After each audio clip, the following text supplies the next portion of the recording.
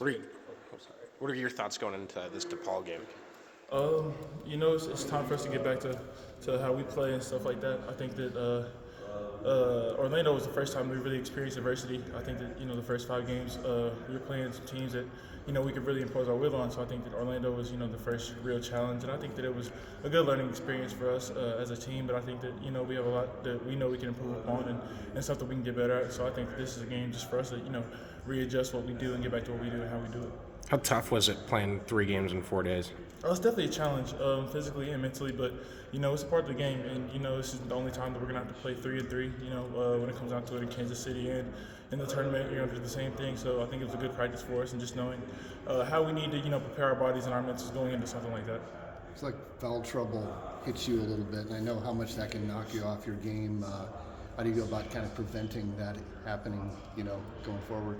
Definitely. I think it's just, for me, it's just setting the tone with my physicality, and then just, when stuff like that does happen, because, things don't always go your way, I think just where I take the next step, just not letting that affect all the other aspects of my game. Even though things weren't going my way on defense, I could still, rebound and help get stops and communicate and stuff like that, and still be a leader and bring energy on the court.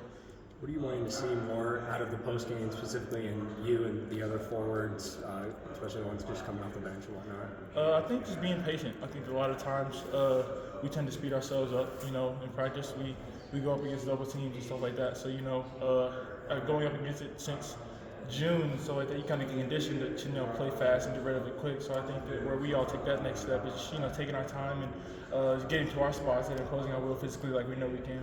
And as someone who, you were on a team last year that you might lose 3 straight games in conference play. How do you kind of help out the new guys on the team where it's just 2 losses on the road and you have so much time to make up for it as well? Definitely, it's a part of it. Like you said, in the Big 12, everybody hits that spurt where you lose a few in a row and stuff like that. So it's really not the end-all, be-all. I was telling the guys after our first loss that this doesn't define our season. It's just another opportunity for us to learn and grow and get better.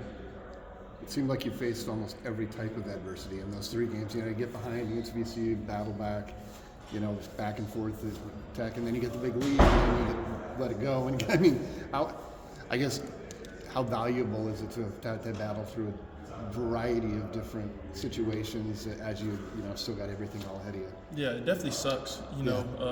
Losing games that we shouldn't have lost. When we do have leads like that and lose them and stuff like that. But I think that it's really just exciting for us because knowing that we've experienced it early, we know how to avoid it and stuff when it matters going into March and tournament time and stuff like that. So I'm definitely really excited to see how we respond and see what we do to take from those experiences and learn and grow from it.